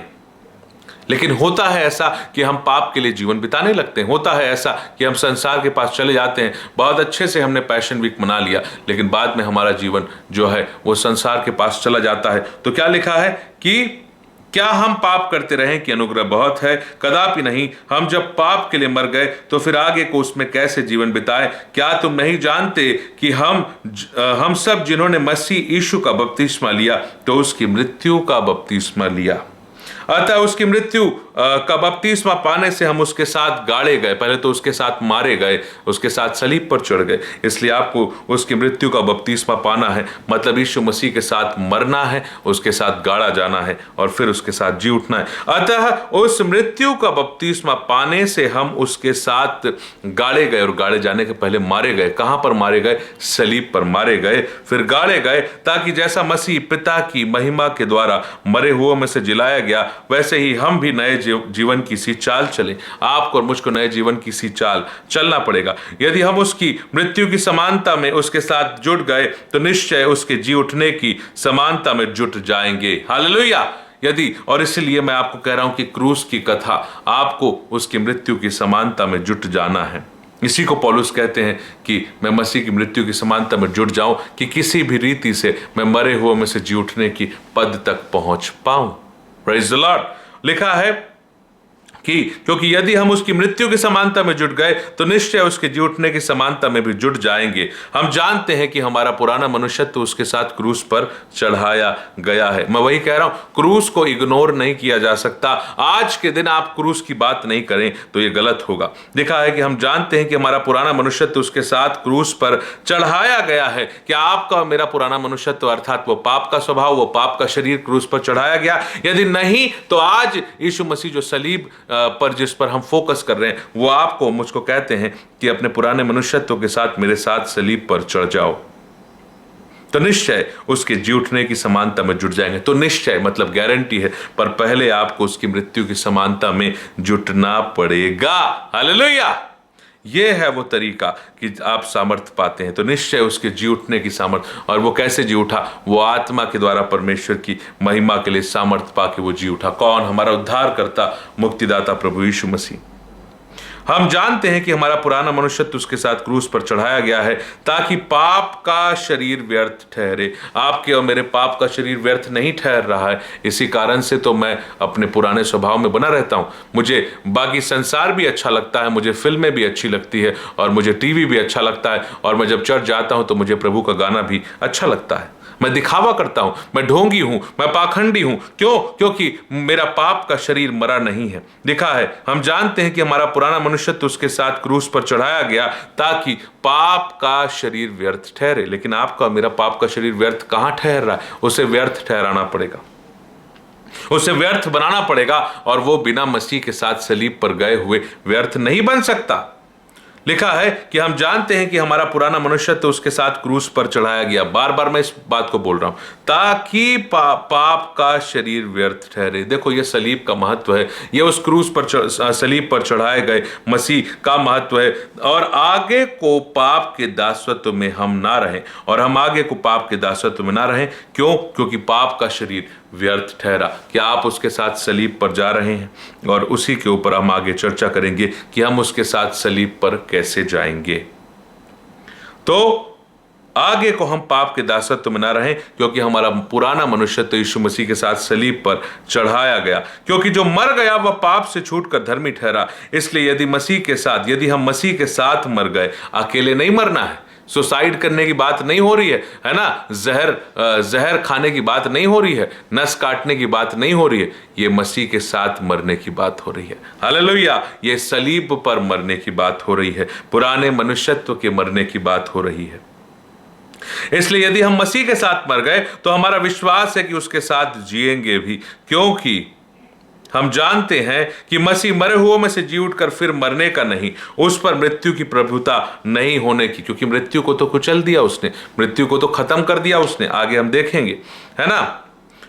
फिर मृत्यु की प्रभुता नहीं होने की, क्योंकि वह जो मर गया वह पाप के लिए एक बार मर गया, पर जो जीवित है वह परमेश्वर के लिए जीवित है। हालेलुया, वो परमेश्वर के लिए जीवित है। क्या मैं परमेश्वर के लिए जीवित हूं? क्या मैं परमेश्वर के कार्य के लिए जीवित हूं? आपको भी पुराने मनुष्यत्व को लेके सलीब पर मरना पड़ेगा, ताकि आपका मेरे पाप का शरीर व्यर्थ ठहरे और आप आगे को परमेश्वर के लिए जीवित हो। ऐसे ही तुम भी अपने आप को पाप के लिए तो मरा, परंतु परमेश्वर के लिए मसीह यीशु में जीवित समझो। अपने शरीर को पाप के लिए तो मरा, परंतु परमेश्वर के लिए, परमेश्वर की सेवा के लिए मसीह यीशु में हम अपने शरीर को क्या समझेंगे? जीवित समझेंगे। कैसे? जब हम मसीह यीशु के साथ मर जाते हैं। इसलिए पाप तुम्हारे नश्वर शरीर में राज्य ना करे और तुम उसकी लालसाओं के अधीन ना रहो, ना अपने अंगों को अधर्म के हथियार होने के लिए पाप को सौंपो। देखो, पाप एक व्यक्तित्व है, मैंने पहले भी बताया। आप अगर उसे अपने शरीर को सौंप देंगे तो वो अधर्म के हथियार के रूप में उपयोग करेगा। वो पाप करने के लिए, चोरी करने के लिए, झूठ बोलने के लिए, हत्या करने के लिए, डकैती करने के लिए और एक दूसरे से ईर्ष्या करने के लिए उसका उपयोग करेगा। एक दूसरे से गलत व्यवहार करने के लिए, शत्रु से प्रेम ना कर पाने के लिए पाप आपके शरीर को उपयोग करता है, और यही चल रहा है। इसलिए इस बात को कहना जरूरी है। इसलिए पाप तुम्हारे नश्वर शरीर में राज्य ना करे और तुम उसकी लालसाओं के अधीन ना रहो, ना अपने अंगों को अधर्म के हथियार होने के लिए पाप को सौंपो। आप किसको अपना शरीर सौंप रहे हैं? This is the correct way to put yourself on to the cross. आपको अपने शरीर को सलीब पर सौंपने के लिए अपने आप को सौंपना पड़ेगा, अपने आप को अवेलेबल करना पड़ेगा। पवित्र आत्मा परमेश्वर को कहना पड़ेगा, हे पवित्र आत्मा परमेश्वर, ये शरीर मैं आपके हाथों में देता हूं, और फिर उससे आत्मा अपने कंट्रोल में लेंगे। हालेलुया। और फिर वो आत्मा आपको अपने तरीके से ढालेंगे। फिर वो आत्मा आपको जो है, आपको अपने शरीर और उसकी लालसाओं को मारने की ताकत देंगे। फिर आप सलीब पर चढ़ाए जाएंगे। आपके शरीर की अभिलाषा और लालसा मसीह के फिर सलीब पे चढ़ाए जाएंगे। लिखा है कि क्या लिखा है? कि तुम लालसाओं के अधीन ना रहो और ना अपने अंगों को, इस हाथ, इस पैर, इस मन, इस शरीर, इस बुद्धि, इस आंख, इस मुंह को पाप को मत सौंपो। ना अपने अंगों को अधर्म के हथियार होने के लिए पाप को सौंपो, पर अपने आप को मरे हुओं में से जी उठा जानकर परमेश्वर को सौंपो, और अपने अंगों को धर्म का हथियार होने के लिए परमेश्वर को सौंपो। आपको सौंपना पड़ेगा। This is the correct way to put yourself on the cross with the Christ. Hallelujah. यह सही तरीका है कि आप अपने आप को परमेश्वर को सौंप देते हैं। क्या लिखा है? कि अपने आप को मरे हुओं में से जी उठा जानकर परमेश्वर को सौंपो, और अपने अंगों को धर्म के हथियार होने के लिए परमेश्वर को सौंपो। आपको सौंपना पड़ेगा। आप किसी वस्तु को किसी के हाथ में आप कैसे सौंपते हैं? Praise the Lord. आप किसी को उसके हाथ में कैसे सौंपते हैं? जब अब्राहम का एक कुआं, जिसे अबीमेलेक के दासों ने जबरदस्ती ले लिया था, तो अब्राहम ने क्या कहा? कि ये भेड़ के 7 बच्चे ले ले और इस बात की शपथ खा कि ये कुआं मेरा था। और फिर उसने वो भेड़ के बच्चों को सौंपा। 7 भेड़ के बच्चे को अब्राहम ने सौंपा। उत्पत्ति 21 पढ़ लीजिएगा।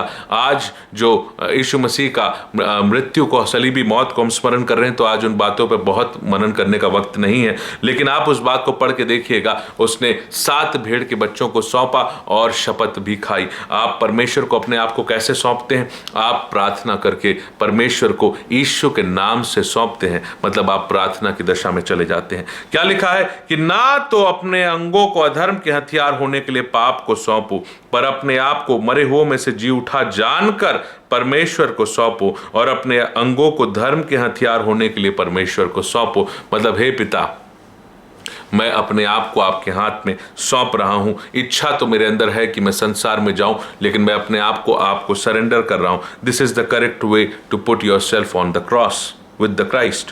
तब तुम पर पाप की प्रभुता नहीं होगी। आपको सौंपना पड़ेगा, आपको अपने आप को परमेश्वर के हाथों में देना पड़ेगा। और this is the message of good Friday. ये बात बताए बिना आज का संदेश अगर मैं खत्म करता हूं तो बेईमानी होगी।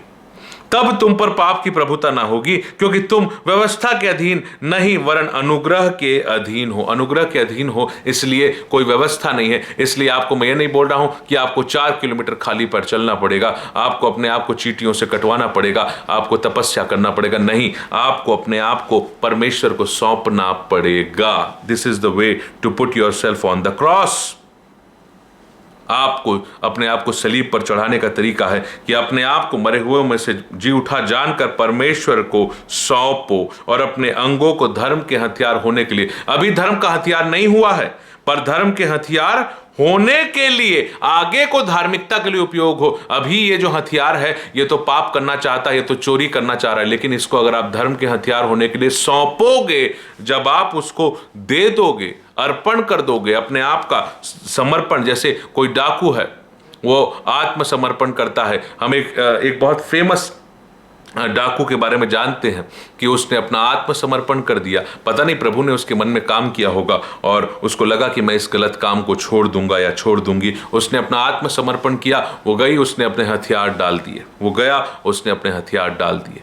तो यही आप अपने हाथ, अपने पैर को बोले कि नहीं प्रभु, मैं इसका उपयोग नहीं करना चाहता, मैं आपको सौंप रहा हूं, अब आप मुझे कंट्रोल कीजिए। दिस इज द वे। लिखा है कि अपने आप को धर्म के हथियार होने के लिए, अभी तो धर्म आप अपने से नहीं कर सकते, आपके शरीर में सामर्थ्य नहीं है कि आपके अंदर कोई अच्छी वस्तु वास भी नहीं करती, जिसे हमने देख लिया है। इसलिए इस बात को और आज के संदेश को बहुत गहराई से आपको मनन चिंतन करने की आवश्यकता है। आपके अंदर कोई अच्छी वस्तु वास नहीं करती, इसलिए आपको प्रभु को अपने आप को सौंपना पड़ेगा। तो क्या हुआ?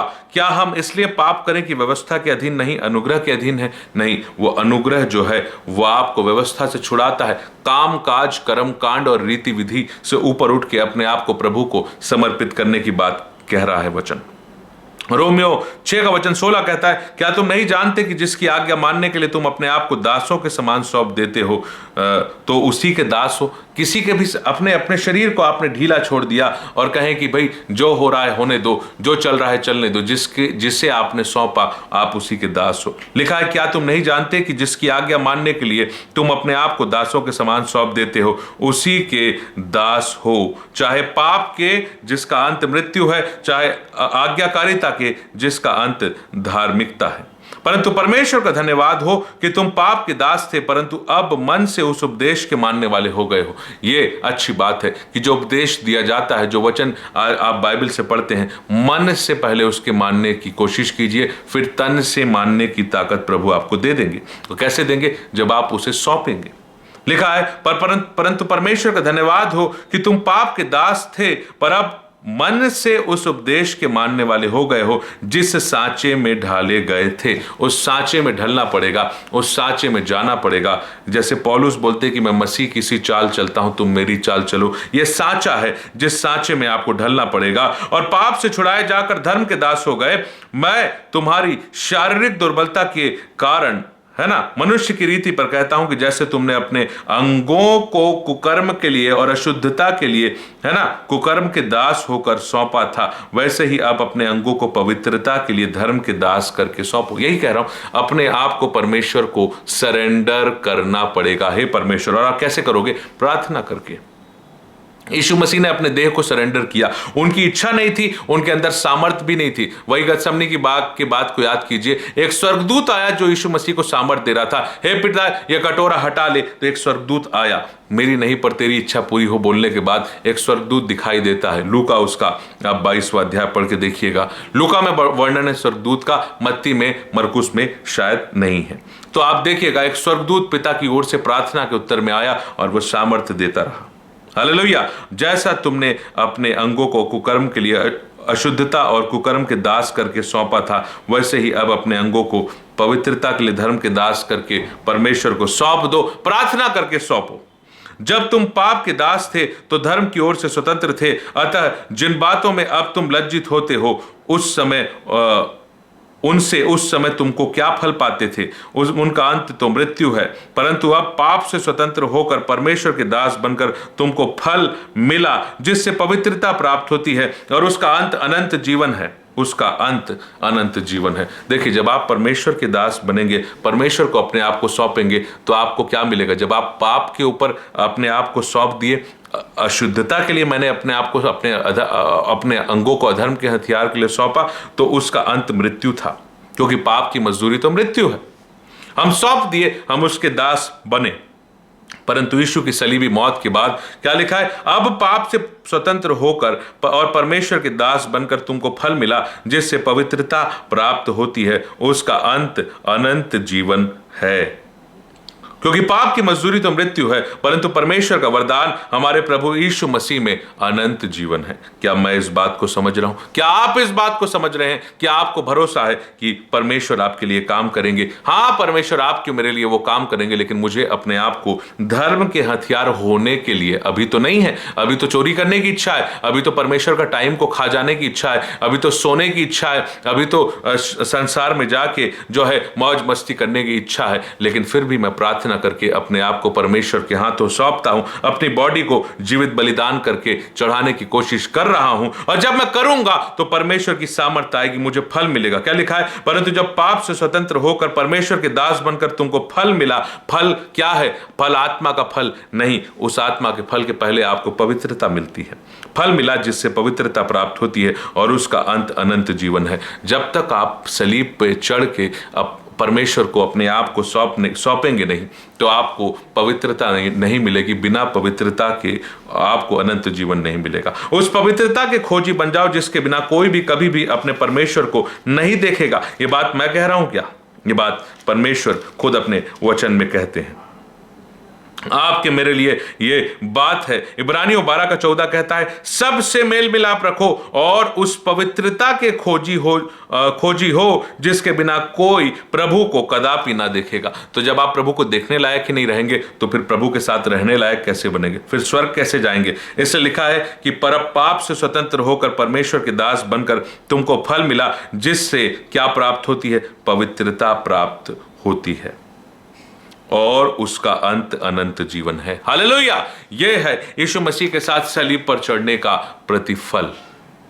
प्रतिफल पवित्रता है, और प्रतिफल अनंत जीवन है। और दूसरा प्रतिफल भी है, लिखा है, क्योंकि पाप की मजदूरी तो मृत्यु है, परंतु परमेश्वर का वरदान प्रभु यीशु मसीह में अनंत जीवन है। हालेलुया! यह है सलीब पर चढ़ाने का तरीका। गलातियों उसका 5:24 और 25, जिसे हम सैकड़ों बार मैंने अपने वीडियो में भी बताया है, लेकिन आज इस संदेश के अंत में मैं आपके लिए उन 2-3 वचनों को पढ़ूंगा।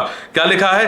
कि जो मसीह यीशु में है, जो मसीह यीशु के हैं, उन्होंने शरीर को उसकी अभिलाषाओं और लालसाओं समेत, उसकी लालसाओं और अभिलाषाओं समेत क्रूस पर चढ़ा दिया है। इसलिए क्रूस की यीशु की मौत जो है मेरे लिए आपके लिए जरूरी है।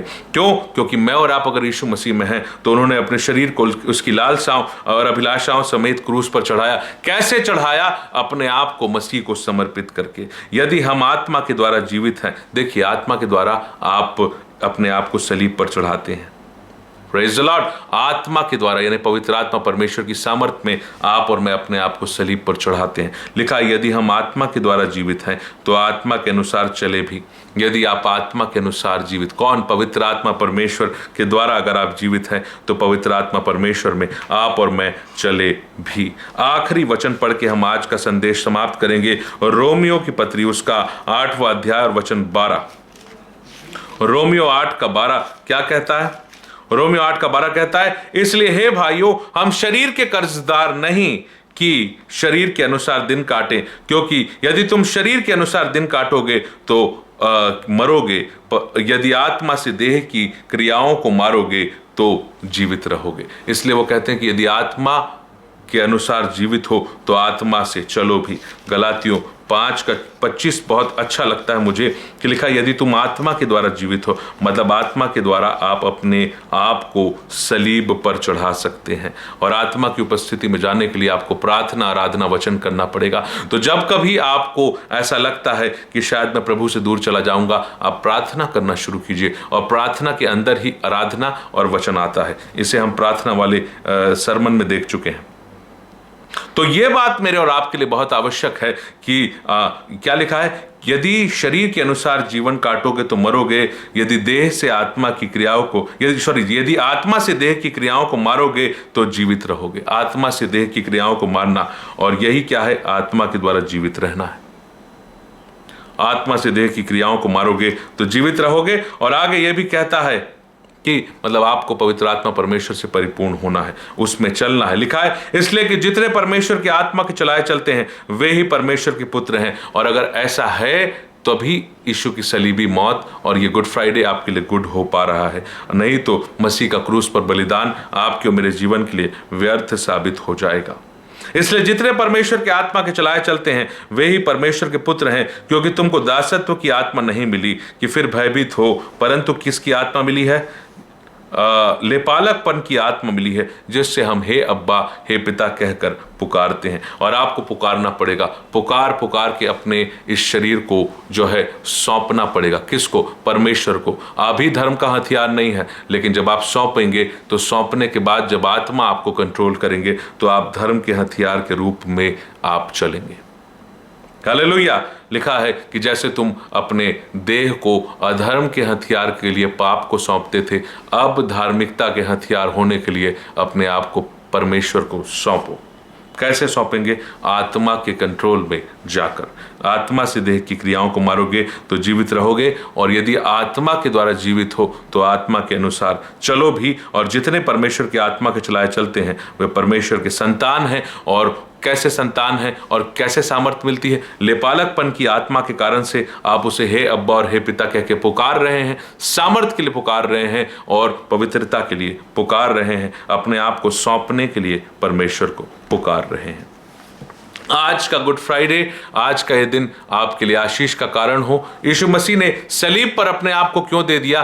ताकि आप और मैं भी उसके साथ सलीब पर जाना सीखें, अपने पुराने मनुष्यत्व को चढ़ाना सीखें, पाप के शरीर को व्यर्थ करना सीखें, ताकि आगे को परमेश्वर की सेवा के लिए, परमेश्वर के राज्य के लिए मेरा शरीर धर्म के हथियार के रूप में कार्य में आ सके। प्रभु आपको आज के वचन के द्वारा बहुत आयत की आशीष प्रदान करें। फिर से मिलेंगे एक नए वीडियो के साथ, उसमें हम आगे की बातों की चर्चा करेंगे। प्रभु आपको आशीष दें। जय मसीह की। Praise the Lord.